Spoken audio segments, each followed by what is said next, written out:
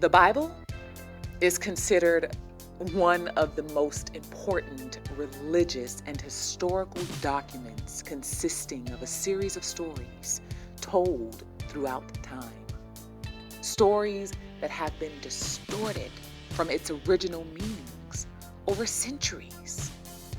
The Bible has often been used for political gain or interpreted by religious leaders to influence. To influence what, you wonder? Influence behaviors, to influence decisions, and even influence the human mind. But here at Shifting Religious Concepts, our message is simple. Seek the deeper meanings that the stories of the Bible were always meant to tell. Read, interpret, and understand the Bible and its contents as the great storytellers of the past intended it. Now is the time to capture the depth of not only who, but what God truly is. Now is the time to shift from the ideas of identifying yourselves as sheep, but as powerful, living, thriving gods yourself. Shift into the power of not discovering, but uncovering what God created you to be. Right here with SRC, as we began to unpack the secret knowledge that was intended to be shared with everyone.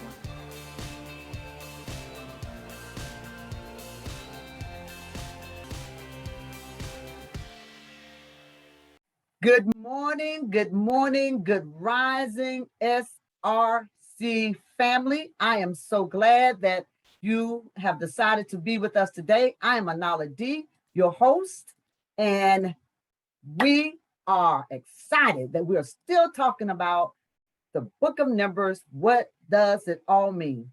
We are excited that our guests have decided to join us today. We love engaging with our guests. Therefore, if you are a guest on today, have a question or comment, please raise your hand, unmute yourself, and we will bring you in. Today we have with us Mark Thomas, our moderator, Pastor Archie Sanders, who is one of our researchers.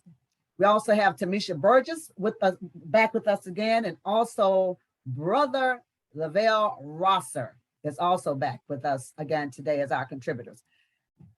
Dr. Griffo is still getting some much needed rest. I want us to keep him in mind as we move forward today and keep him, see him healed is what we want to do.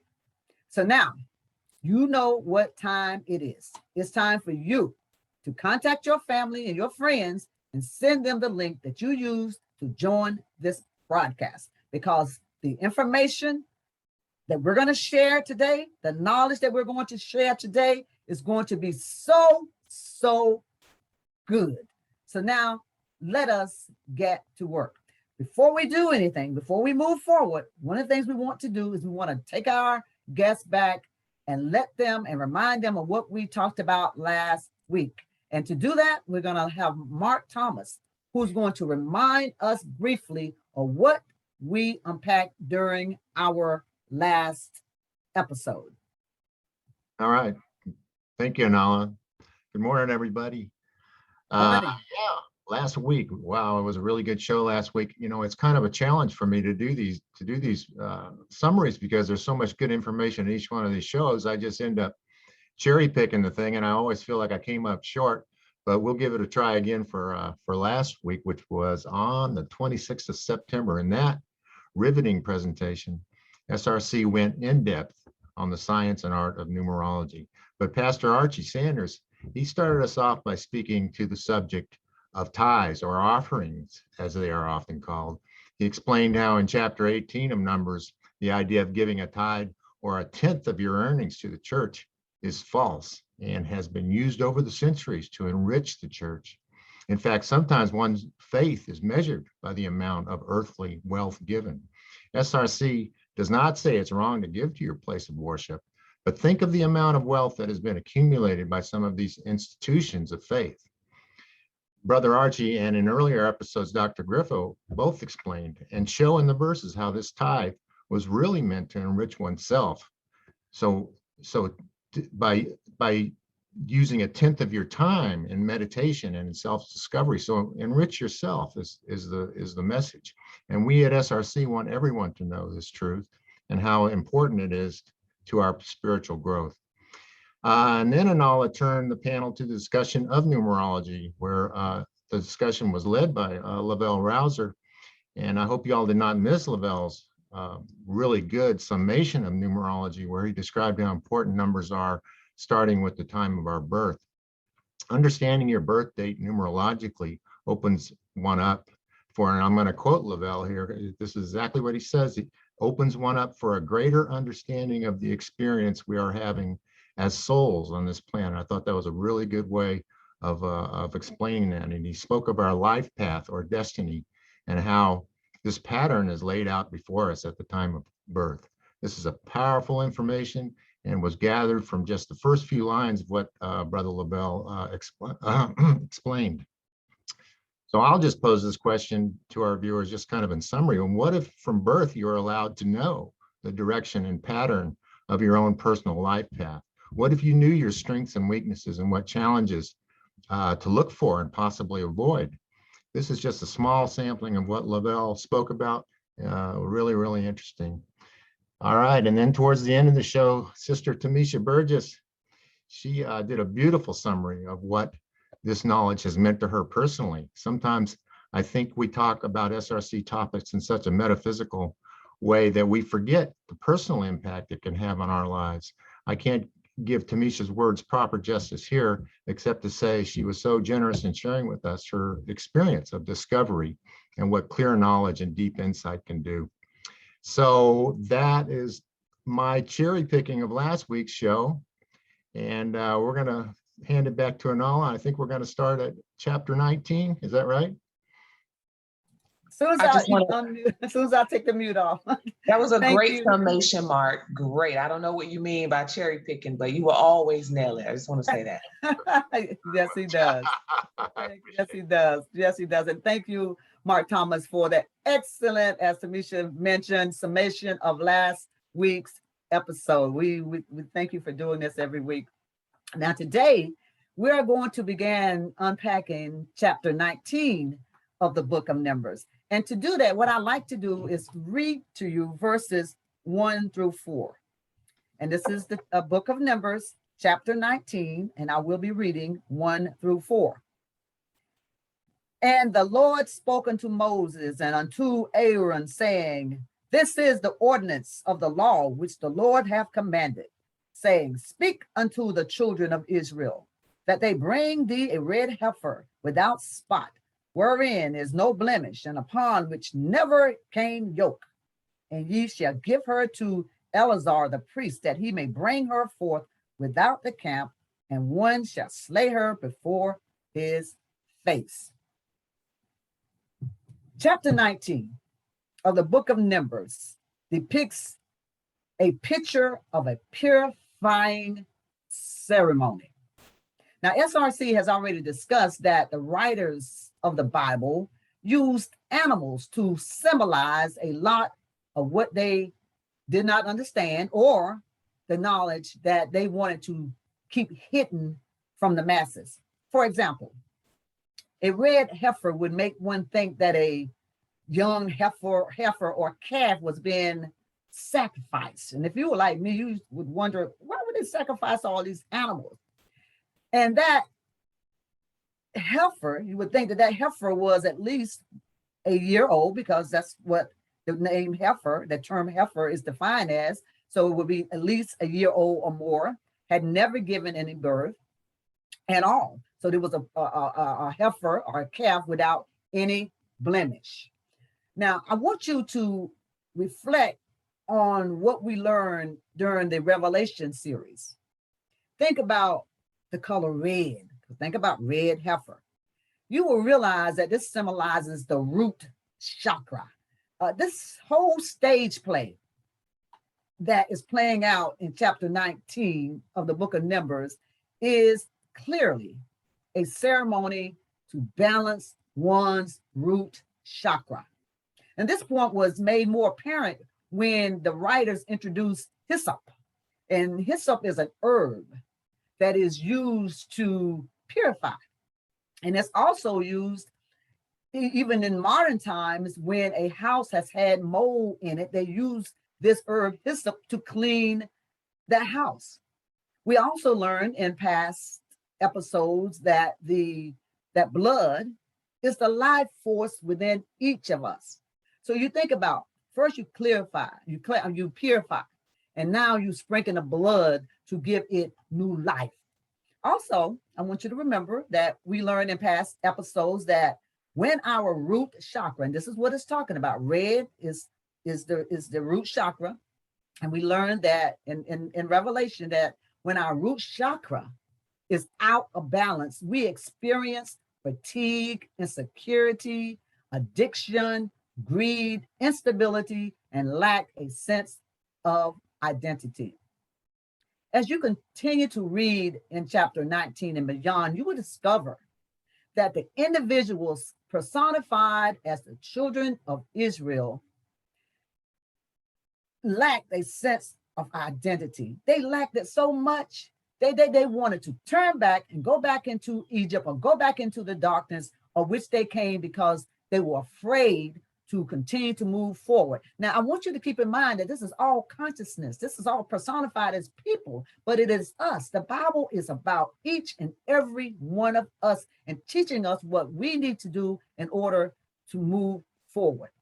When an individual lacks a sense of who they truly are, they experience feelings of insecurity, instability, and then they find it difficult or just become too fatigued to open the next seal, to open the next door, or to just move to the next level, move and go forward. That's what happens when we are stuck in that root chakra.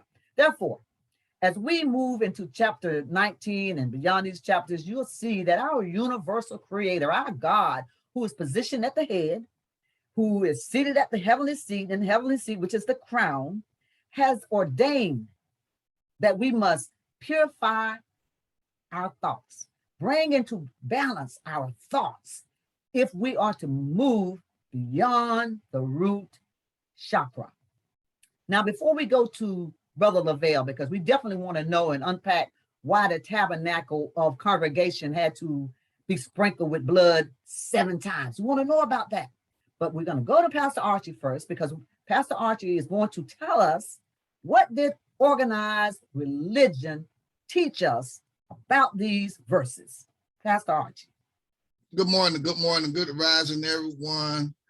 It is blessed to be here. I am blessed to be here. This book is a wonderful book. I'm telling you, the more I study it and the more I look at references, I'm finding so much out that sometimes I'm overwhelmed with what I find out. But when you look at this here, what we've taught down to the youth, what I've studied as I've come up through the years preaching and teaching the people and getting them to live by faith and walk by faith and these things here. This book of Numbers, as I said earlier when we started, it set a stage.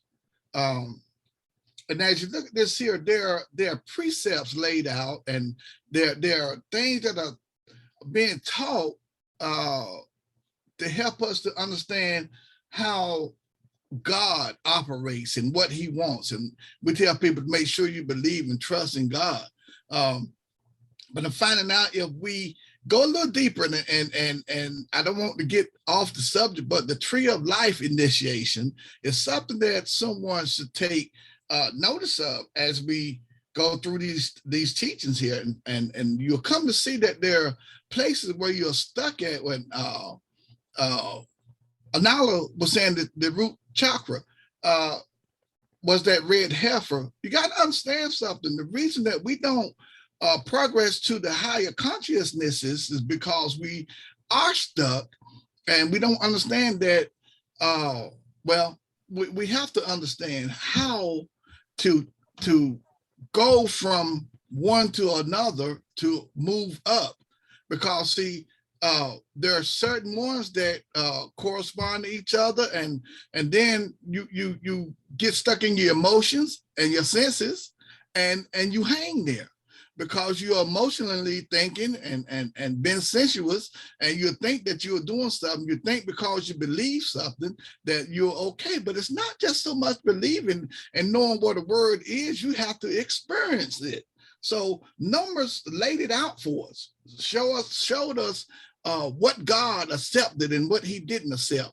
And that is, when it's taken literally, that is what that we preach to people. That's what I preach to people, and help them to understand that, look, this is how God wants things, but it's a little deeper as you look into how we are to accomplish step by step, stage by stage, the way to get to the higher consciousness. But we do teach this lesson as following God's instructions and doing exactly what he tells you to do. Thank you, Pastor Archie, for that. Appreciate that. And you mentioned the root chakra, and when you think about the root chakra, or that lower vibration of every person, it is rooted in the senses. The root chakra is the first thing that deals with the earthly, or deals with the senses of what you see. And so therefore, you think about in the story of the children of Israel, they saw the giants, so they made them afraid. They couldn't, everything that caused them to be afraid was what they were looking out of. They were grounded in that root chakra, and fear was causing them to stay exactly where they were. But now, with that being said, let's go to a brother Lavelle Rosser, who's going to unpack for us what it meant. Why did they need to sprinkle blood 7 times, brother Lavelle? Tell us about that number 7. And good morning to each and every one of you. The significance of the number 7 in the sprinkling has to do with making things sacred. That is the key significance to the number 7. Whenever you see the number 7, always consider making something sacred. Also, the number 7 deals with water. And it has been taught esoterically that the blood in our body is the seed of water in our body. Many of the same constituents that you find in seawater, okay, salt water, you will find in your blood. Matter of fact, I asked an emergency unit person one time, what do you do when if someone starts bleeding profusely in an accident? And he cautiously told me that you could administer them a little bit of pinch of salt and a little bit of water, and that will help them to restore them. So there's the significance between blood, water, seawater, and things being made sacred. And that's the number 7. Thank you, Brother Lavelle, for that. So what we're seeing here, and this is very clear, that what we're seeing in chapter 19, verses 1 through 4 beyond. In fact, the whole chapter 19 is they're clearly having a purifying. And what they are purifying are those lower thoughts. Now, Pastor Archie, talk to us about a little bit more about what do we do in church? How do we get people in church? What do we tell them through religion? How were they told to purify their thoughts? Because now we are realizing from what we're learning now that this wasn't about somebody named Moses or about someone named Eleazar. This was all about us, because if you look at the word Moses is to draw out. Moses is is a rebirth. And so what we're being told here is, okay, renew your mind, renew your thinking process, purify so that you can move to those higher thoughts. But what do we tell What did the church tell us to how do we renew our mind? I remember sitting in church and they would say, you must renew your mind. But I never understood how to do that. And I see your hand, Tamisha. We'll go to you in just a second.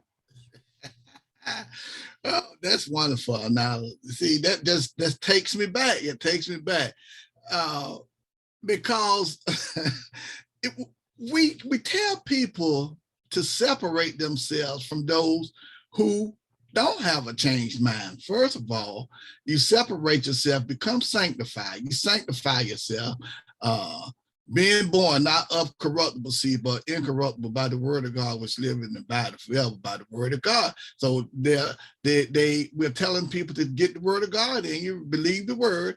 And again, I must say, believing the word does not give you the experience that you need concerning the word.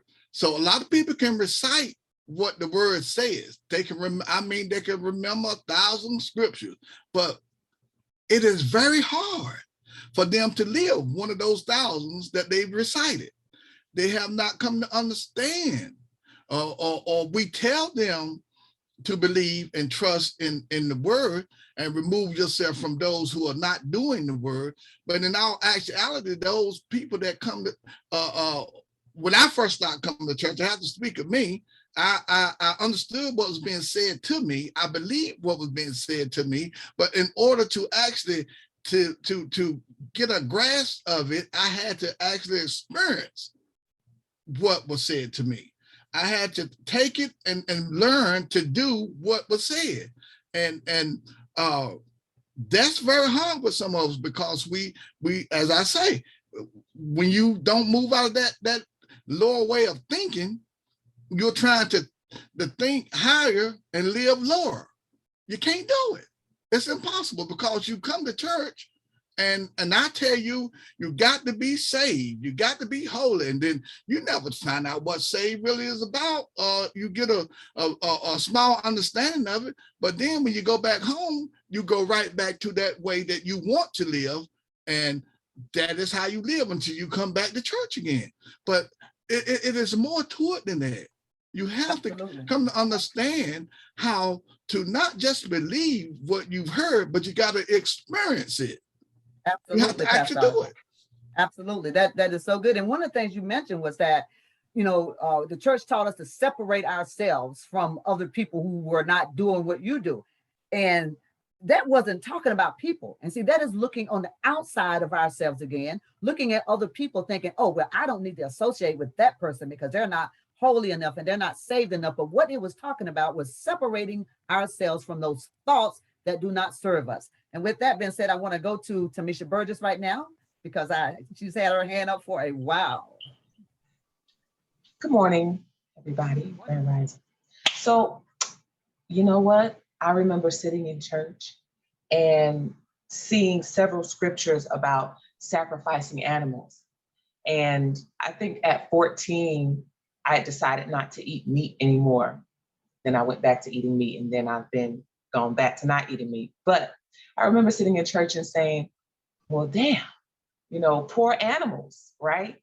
I could not, and I could not understand the idea of a God that told humans to sacrifice innocent animals because they screwed up or because they were screwing up, whatever that was. And so I remember reading several scriptures like this and trying to understand what type of God we were being told to serve and honor and worship that told people to sacrifice innocent animals. And so just kind of looking back on that and hearing your interpretation of it, talking about the lower self and some of the things Dr. Griff has mentioned about our lower natures being representative of our animalistic nature, and comparing this to this scripture. It's I believe it's the interpretation of sacrificing the lower animalistic self. But of course, my perspectives are different about not something being sacrificial, but being the understanding of what the animal self or the lower self and the higher self and its integration of what that really means, right? For me, it's not about sacrificing. But I remember, just going back to your question to Pastor Archie, I remember sitting in church and just saying, I don't understand what type of God is this we're being introduced to that tells you to sacrifice innocent animals. So I don't know if anybody else here had that same, when you were growing up, in traditional teachings about the Bible, if you've had those same thoughts. So just my. Thank you for that, Tamisha Burgess. Now, when we come back, we're going to go to a quick commercial, but when we come back, maybe there are some of our guests today that want to unmute themselves and tell us about the experience they had, like Tamisha just mentioned, sitting in church and thinking, oh my goodness, why are we having to sacrifice all of these animals, and what God would want us to do that in the first place. When we come back from commercial, so stay with us because we got a lot more to share with you, and we'll be right back after this commercial break.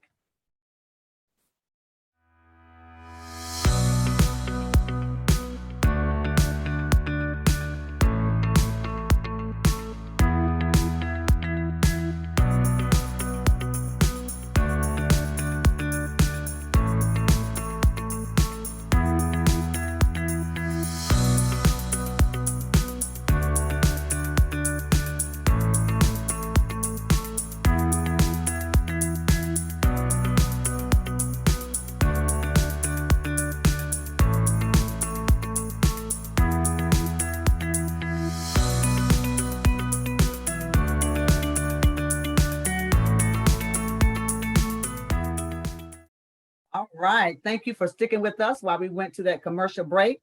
Now, before I left, I said if any of our audience wanted to unmute themselves and share with us when they were in church and what religion was teaching them or what they thought about these animals being sacrificed, you can definitely unmute yourself and talk about that. If not, we're going to move back over to Brother Lavelle Rosser, who's going to, because I saw his mute button off, go back over to Brother Lavelle Rosser, who's going to share some more insight on the whole numbers aspect of chapter 19 or 20. And let me just, if I can add back in, if anyone else here, if anyone in the audience has ever looked at this and many scriptures like this and wondered or compared it to, of course, this is a ritual, right? And anybody here familiar with what rituals are? But it includes just the idea of rituals. It includes sacrificing something. It includes bloodshed.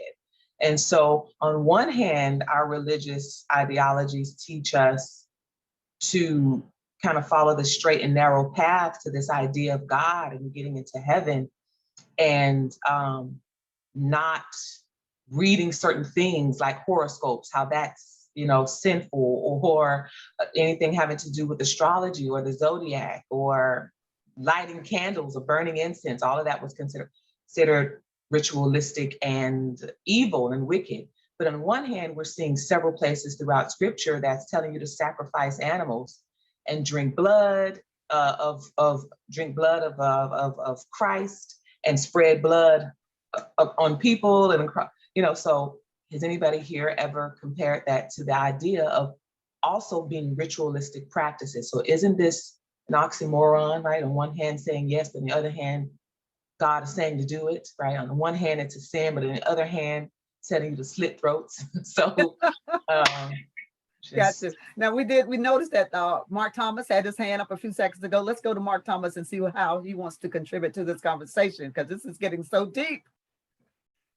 Well, my thoughts were separate from what Tamisha was talking about. I do find her question is very interesting, but my question is mainly to Lavelle and Archie, or anybody in the panel for that matter. But when Lavelle said, and I want to, maybe I'm standing in for Dr. Griffo a little bit and just remind everybody that we're talking about the human body, or the human self, our own spirit, when we're talking about these scriptures. And when Lavelle talked about the number 7 and how that when using the number 7, we're talking about making things sacred. My question is what does sacred mean? What are we talking about when we say that we're making, because we're talking about ourselves, what are we talking about when we talk about making ourselves sacred? That's my question to anybody on the panel, but Lavelle in particular. Okay, making one sacred would be considered like a purification rite. Making your mind, your thoughts, your feelings, emotions, the senses, making them all function as though they're all one, making them in a very balanced way. Also dealing with sacredness is allowing those higher thoughts to be able to enter into your temple or our temple. And the highest area of our temple actually is right here in our head region, and we know about the pineal gland. And the pineal gland is that gland which allows us to see things, to witness things, to realize things on a much, much, much greater and higher level. And so when that occurs, then we become in union with the God that's within us, and the God that or that power that is outside of us that connects. So making things sacred is many steps, and one of the things about making something sacred is that you go into a reverence or a silence within yourself, and you become as still as you possibly can. Some people who practice this regularly know how to put themselves almost into a perfect stillness, almost into a perfect meditative state, so those pure thoughts can come in, and those weak or poor thoughts can be purged. So all this has to do with sacredness, and then sacredness also has to do with dealing with a particular element, and the element is water. Mm. And we know that we use water to cleanse and to purify ourselves externally as well as internally. So all of this goes into the fact that sacredness is something that we have to do. We have to make it sacred. It's just not sacred on its own. We have to put something of ourselves into it for that to happen, for that sacred. Thank you, Brother Rosser, for that. And we're going to come back to Brother Rosser after we go to Pastor Archer, because I see his hand up, because Brother Lavelle just mentioned water, and in chapter 20 of the verse of in the book of Numbers, it talks about in verse 2, and there was no water for the congregation, and they gathered themselves together against Moses and against Aaron because there was no water. But before we get into that conversation, we're going to go to Pastor Archie. Then we're going to come back. We're going to take a break, and then we're going to come back to hear from Brother Lavelle on what that means, because he just mentioned water. So what does it mean when they didn't have any water? So Pastor Archie. Yes. Why it's clear in my mind, Brother Lavelle, there. It's important to understand sacredness. When we think about sacredness, we're supposed to be as God is.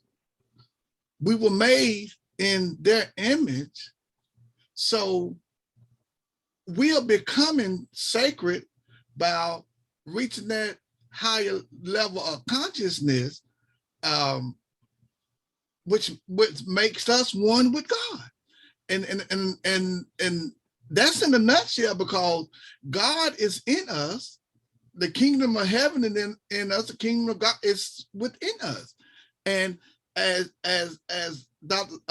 Brother Lavelle was saying, when we move up to that higher consciousness, look, you're right there. You are just as God is. being able to create just as he did, but we're not taught that we are to be as God is, who is sacred. We're not taught that. And it's very important to understand that we are his image. We're made in his image. And if my son is made in the image of me, he's just like me. He's me, just like I am. Right, Pastor Archie, I love that.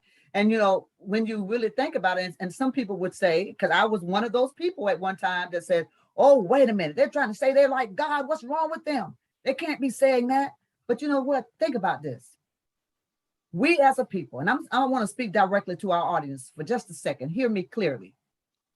We have given so many other people power over us. We don't really know who we are because we were taught that we were sheep being led, and some of us are still being led. So we don't realize, have not recognized, have not been taught about the power that resides in each one of us. When we give a system, and I talk about the prison system, we have given them, or the justice system, or the unjust system, we have given them too much power. Think about the power that you have within you. You have the power within you to remove, to knock down those prison doors. And I know this, but it is all in our thoughts. They have convinced us, convinced the people that they have the power. And what SRC is here to do is to reclaim that power, reclaim that knowledge, so you will know the power that you have within yourself and no longer have to be asking somebody to do this for you, because you have the power within yourself and your thoughts to do it for yourself. Now we're going to come back in just a second, and when we get back, we're going to ask Brother Lavelle that question. We're going to talk about verse number 2 in chapter 20 about there was no water for the congregation and they gathered themselves against Moses. So we want to hear and we want to talk about that. So we're going to be prepared to add to that conversation right after this commercial break.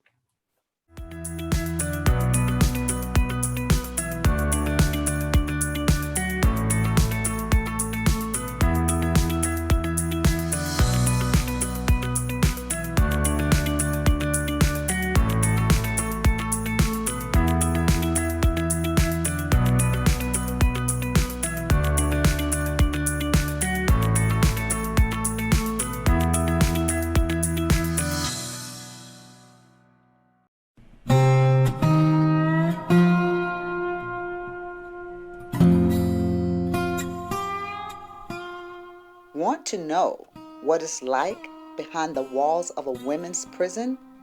Get Anala D's latest release, Screaming from the Inside, Incarcerated Women and the Journey to Awakening.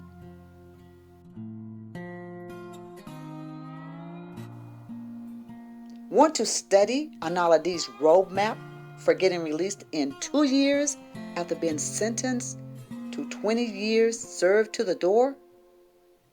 Obtain her book, How to Prepare a Parole Package and Trigger Your Release from Prison, today. Thank you for staying with us while we went to that short commercial break. And I want you to know one thing: prison is not just the bars. Sometimes prison is just in our own mind. Prison is being locked into that lower vibration and not being able to move to that higher vibration. I want us to recognize that as well. So as I said before, we're going to now go to Brother Lavelle Rosser, who's going to talk about verse number 2 and talk about the water. Why did they cry for water? Why were they saying they didn't have any water? Because we know that's all symbolism. Okay, well, water, think of there not being any water for one moment. Water is just totally removed from life on planet Earth itself. And in our imagination of that, we can think of, well, in order to plant a seed to grow food, we need water to nourish the earth so that the earth can feed and germinate the seed so that we can have food to eat. Think of there just being heat and fire in our lives. So water is very symbolic and is highly necessary. The pineal gland that resides in our head sits in a sack of water, which is like a sea of water once again. So water is so significant materially and physically, but is also even more necessary spiritually when we think about the things that we need to do in order to raise our consciousness to be in these physical bodies and live our life. So in the scripture themselves, and there was no water for the congregation. Well, the congregation represents, the people that needs to be nourished, the people that needs to be given that spiritual governance in order to be and do what they have come to meet and set out to do. And without water, it's impossible to do anything. So that's what I interpret from these scriptures. Thank you so much for that, Brother Rosser. And also, Brother Rosser explained about water. You need water to make anything grow. So the fact that the congregation, remember the congregation is our thoughts. So the congregation is crying out, our thoughts are crying out, hey, we don't have any water. We don't have anything to grow with. You haven't nurtured us. So think about nurturing, think about a thought that is nurtured. For example, when I was incarcerated, I could not sit there and nurture a thought that said, I'm going to be here for 20 years. I could not sit there and nurture a thought that says, I am being held in captivity. I had to water the thoughts that I wanted to grow. And those thoughts was that I am free. No one can continue to hold me when I want to be free.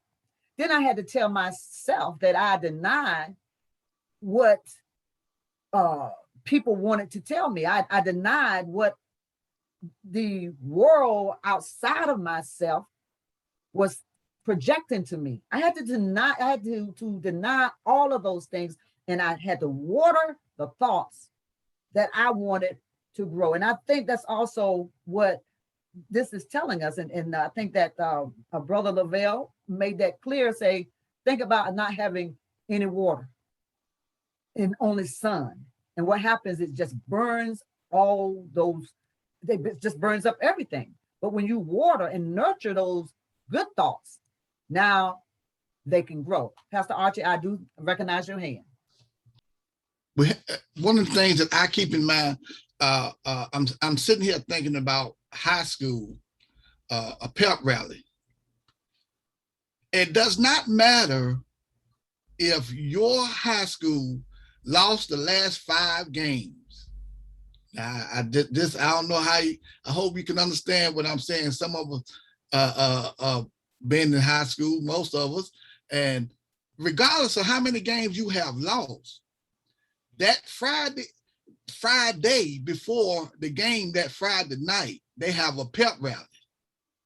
And that pep rally, they bring about so that they can stir up your courage. And even though you lost the last 5 games, within that we bring about some courage so that you can see yourself winning and not even thinking about what you have lost. So I look at this as the spirit. Your spirit needed that. They needed some renewing there. They needed some power, which you will have the power as you reach the higher consciousness. But sometimes we lack that power, and someone has to stir up in us the power that is in there, but someone has to stir it up to bring about our courage, help us stand and go forth to reach that next level that we need to get to. So we're thirsty. Absolutely. Thank you for that, Pastor Arch. And I want to step back for a second because we have one of our guests here, Victor Visi, who is from Africa. And we're so glad that he's on with us today. But he said that he remembered that his grandmother would have them to sacrifice. And I want to make sure I get it right. So let me just look at the chat here.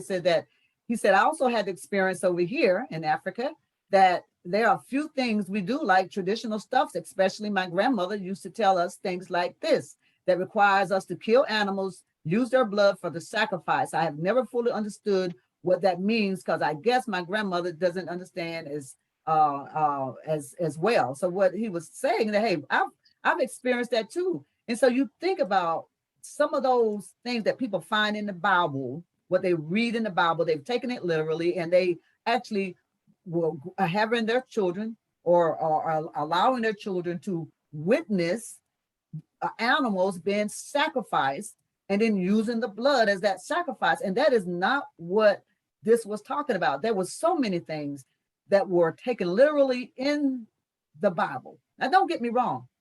I love the Bible because it's teaching me who I am, and it can teach you who you are too when you go beyond what is literally there. Some people have poked out their eyes because the Bible told them, if your eye sin, if you sin with your eye, then poke it out.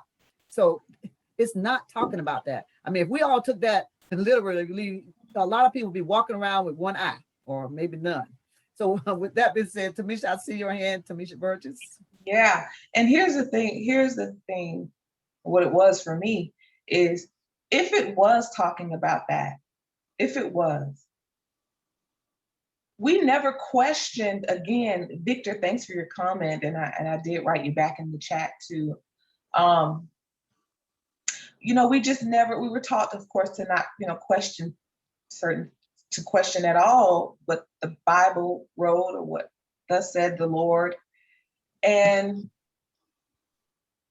But we never questioned if this was verbatim, if this was, take it at face value. What kind of God is this, right? And we would just kind of follow suit blindly, but never ask the question, and that, just what kind of God is this? And whose God is it, right? Because now we know, just over the time frame with discussing all of the perspectives here on SRC, that God expanded itself in each and every one of us. So I'm not quite, if it was the God in someone, it could very well have been the God in someone else that wrote the rules for everyone to follow. And the question the statement we never put out is, well, I'm not quite sure that your God within you is the God I want to listen to. If God exists and expanded itself in each and every one of us, the God in you is telling me to sacrifice innocent anything, right? I'm not quite sure the God in you is the God I want to follow. So let me do the work to position myself in my own power. Going back to what you said, Mama Goddess, positioning myself in my own power rather than following you in yours. Activating my own inner whatever it is in my DNA. And, just putting my own self in my own position of power and really interpreting for myself what it looks like to live my own idea of sacredness. And maybe this is some folks' idea of sacredness, sacrificing and bloodshed. It could very well be someone else's norm. But this journey and in this new age, what is your idea of normal? What is your idea of sacredness? What is your idea of being activated in your power? And then following suit with that. Absolutely right, Tamisha. But and when you look at that, when you question it like that, and a lot of us never question what we were being taught. We were just like sheep. been led. And a lot of us have continued to do that, but we should question. In fact, the Bible teaches us to question things, and we should very well do that. But you got to remember, the stage was set a long time ago, as Pastor Archie would say. The stage was set so that you did not question. I remember raising my hand one time in Sunday school and asking like a simple question, I thought in my mind, but I was told immediately, reprimanded as a matter of fact, and said, you don't question the Lord your God. So I just kind of sat back, and I never did that again until I became older and understood more wiser that you can question. You want to ask the question. You want to understand. God wants us to understand so that we can continue to create in this earthly realm the way God created the earth itself. We were designed to create. We were created to create. And so we should ask those questions. We should find out the answers. Brother Lavelle, did you have some? Go ahead. I just want to add to say really quick that I don't mean any offense to anybody that eats animals. Okay, I still love crab legs every now and then. Let me just clarify that. Okay, we're talking about sacrificing. Okay, not for hunger, but we're talking about the idea of sacrificing. Because I feel like I screwed up, let me go get the most spotless, purified thing and kill it in place of whatever I feel I've done wrong. I just want to clarify that if you still eat, if you're eating meat, that's your business. And I'm not talking about people that eat meat. We're talking about this from a sacrificial perspective. That's all. Absolutely. And when you think about sacrificial, it's not even talking about, remember that the writers of the Bible got it wrong. They were saying, I don't know if they got it wrong, but we didn't get it right. We didn't dig deep enough to get it right, which means that they were never talking about sacrificing real animals. So people took what was written in the Bible and started going out there and grabbing calves and dogs and doves and all kinds of other little animals that couldn't fight for themselves and started sacrificing them and sprinkling the blood everywhere. I've seen it done before myself. It never was talking about sacrificing animals. It was talking about sacrificing the animal instinct within each and every one of us. When I say sacrifice, that doesn't mean kill either. That means to manage it, because sometimes on the root chakra, you need to be able to use your instincts and run. If there's a bear coming at you, you don't want to stand there and have no instinct to run. So you want to have those instincts. You want to have an instinct to know when to act and when not to act. So it was never about sacrificing a living animal. It was always talking about managing or sacrificing those thoughts that did not serve you. That's what it was talking about. The way that it's written, it was clear to be very confusing to the masses, right? And so just speaking I'm just going to play devil's advocate here, just devil's advocate. What, in one hand, what if it was talking about actually sacrificing animals? And if it was, again, the question for me is, and I'll just repeat this one more time, the last time is, what kind of God am I being presented with to that would ask for that? Okay, we're going to go to you in a second, Mark Thomas, but before that, I know that Lavelle had his mute off for a second. Did you want to make a comment, Lavelle? I want to reiterate again, when you're talking about 7, you're talking about going into a very, very deep reverence. The word sacred and secret, they're synonymous with one another when you study the etymology of the word or words themselves. So there's something that's embedded in us that may be a secret to someone else that we need to find within ourselves and be able to rest within ourselves. And then we can make ourselves sacred from there. Thank you so much. Thank you so much for that, Brother Lavelle. And that's that secret, or that DNA, or that pattern that we even talk about in the book of Numbers. is a pattern that is within each of us. But how can you know what that is unless you discover who you are? So that is very important. Mark Thomas, your statement. Yeah, just one thing on the sacrificial part and the slaughtering of the heifer.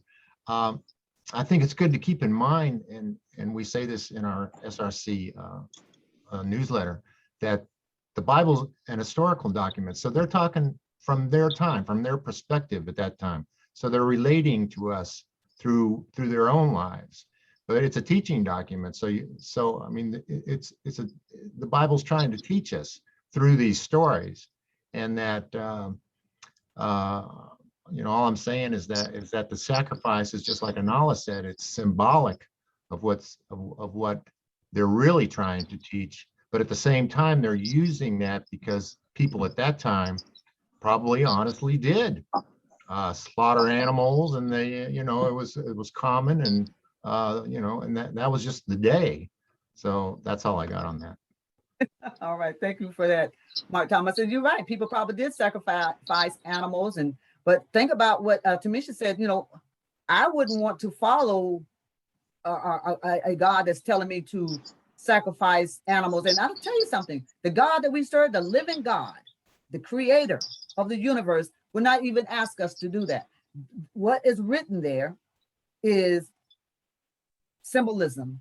And you're right, Mark Thomas, they probably did sacrifice animals back in that time because they understood the same thing that a lot of people understand it now, like Victor family understood or thought that they understood. Oh, it means to sacrifice some animals and take the blood and sprinkle, because that's what was written. You have to be careful when when you're just looking at things that are written, because everything, just because somebody write it, doesn't make it true. Pastor Archie. Now, Anala and those who made the comments, one of the things we have to understand is we've been indoctrinated into a system that was passed down from generation to generation, from family to family, mother, daughter, and people get upset when you start to saying that that ain't the way it's supposed to be, because they are very in tune with who gave it to them. So you must understand that the church fathers, Lord have mercy, they wrote what they got together, got the consensus together of bishops, and came to understand what they were going to give the people. And it took 1,000 of years. You got to remember, some of us were not able to allow to read or study anything for a long period of time. And by the time we got to read and began to study, we were way behind the 8 ball, baby. We couldn't, a lot of the stuff, and fear had a part in it also, because in order for me to get your attention, if I could scare the devil out you, I ain't got to pray him out you, because you're already scared of the fact that God is going to do something to you. So now you got to keep that in mind. These things were passed down, we country. I'm a country boy, we came straight up from the country, and you feel if it's lighting, boy, you better sit your tail down somewhere it's thunder light, and God is doing his work. That's right. All we knew is that the Lord is doing his work. We better sit down. So my point is that we really have to come to understand how these things were given to us and how they were indoctrinated into our lives. And the reason I'm saying that is because I know myself how I feared God. You know what happened when we throw that snake in the tree? That's a long ways back there, but things like that, they are embedded in our soul, and we're going to follow regardless if we going to church this morning, going to the club tonight. We if somebody say God, first thing say, I ain't playing with the Lord, y'all. They ain't playing with the Lord, and really don't know anything about who the Lord is. That's right, Pastor Archie. That's right. Tamisha, I see your hand, and then once we do this, because we are so out of time, but Tamisha, let's get your point, and then we're going to go around and do this round robin of what we want to leave with our audience briefly. Oh, okay. Well, I'll just kind of start that off then. Right. That's okay. So, why does it sound? I hear feedback. Sorry about that. I just want to push the envelope here, and we are reading words that were put in place to govern and rule humanity. And the thing that keeps coming up for me is we think that we are all that exists for some reason as humans. We think that we are it. We really believe that we are the salt of the earth and that there are no other entities or beings at play here. And I'm going to really, really push the envelope because I feel like we've been cakewalking this for some time and I'm ready to dive deeper. And so I'm just going to speak it from my own perspective and say that I've done my own research and I've had my own epiphanies and my own aha and awakenings. And when I've read certain things in the Bible, I see something else speaking outside of this idea of the human mind, this human consciousness.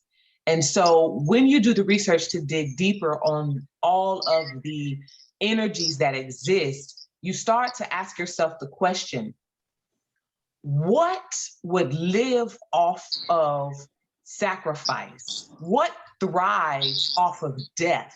What thrives off of bloodshed outside of our own human consciousness, right? Because if this is sacrificial, then my question would be, what are we sacrificing to that lights, that almost seems vampire-ish, okay? Just pushing the envelopes here. What is it that requires a sacrifice of bloodshed? And yes, this was written at a time where, this was established, but people are still doing this, right? This is still a thing. This isn't a thing of the past. There's, like Victor just mentioned, his grandma still does this, right? There are certain cultures that still believe that sacrificing something, there are even traditions where people are sacrificed. Okay, so bloodshed has gone even further. So I would say, let's dig a little deeper and really start to ask the questions around, well, what kind of energies exist that thrive off of bloodshed? Got you, Tamisha. Thank you so much for that that comment. Now let's go to Mark Thomas, who is also going to leave our briefly, guys, because we are definitely out of time. So briefly, what comment would you leave our audience with? Yeah, I just want to get back to the water and the purification that water. And in chapter 20, it talks about how basically God talks to Moses and Aaron about giving water to the congregation. Don't forget, the congregation is our thoughts, it's our feelings to purify. So we're talking, and the Lord said this. So the Lord is your upper consciousness. I just want to make that clear to everybody that's what they're talking about. They're talking about purifying your lower nature with your upper nature. That's all I got.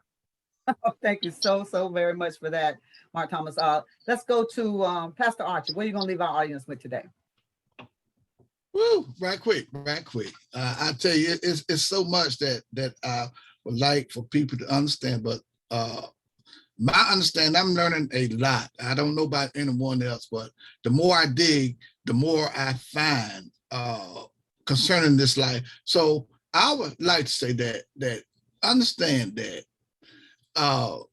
sacredness is, I would say, in my opinion, is not a personality trait.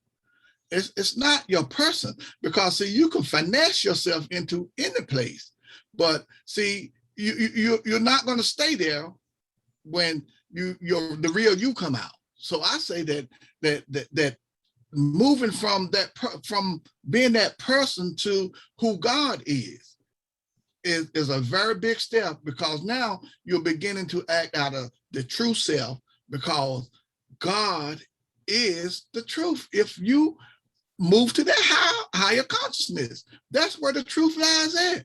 But we must move from that lower to the higher.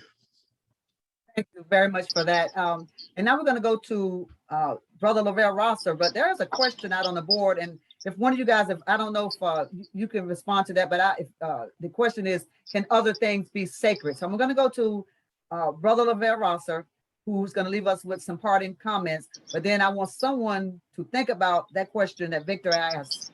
Can other things be sacred as well? Okay. I always like following behind Pastor Archie because he says things which sparks my thoughts. I want to say that that another attribute of the number 7, deals with the search for truth.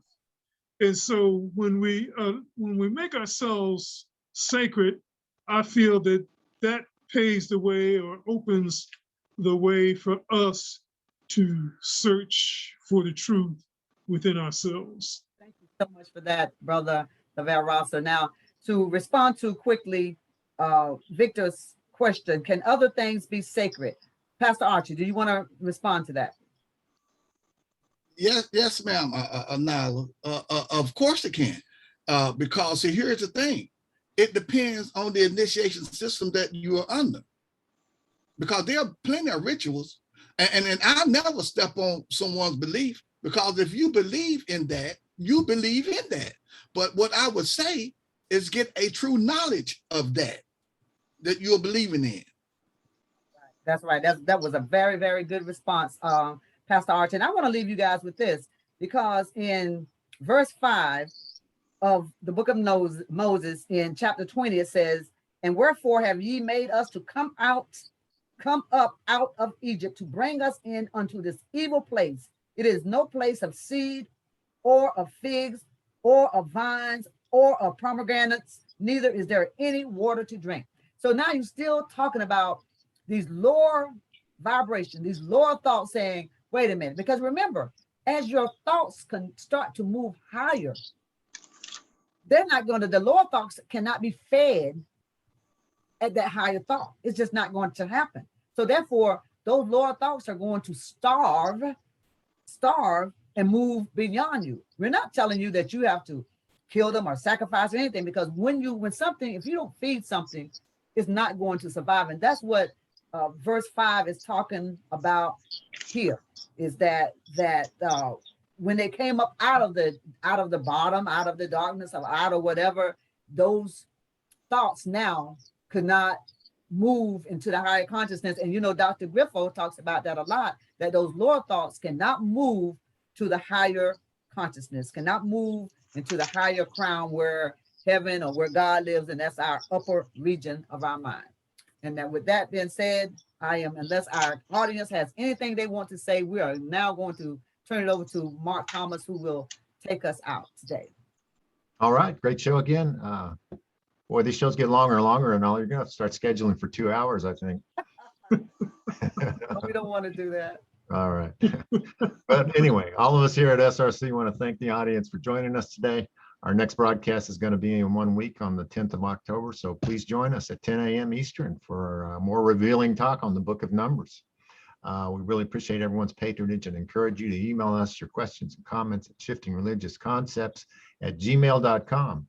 If you're interested in advertising with us, please contact us at that same email. And don't forget, this presentation is going to be available on YouTube just within a few days. Even if you attended today's presentation, why don't you go ahead and go on YouTube and view the video. You'll get more out of it, and like us and share with everybody that you know at the same time. This is one of the few ways we get public attention, so it does help us. If you're not subscribed to our newsletter, go to shiftingreligiousconcepts.com/registration and join us. So that winds it up for today's show. Once again, watch your email for our Zoom link next week for our recording session on the 10th. In the meantime, we wish you all peace, health, wisdom, and love, of course.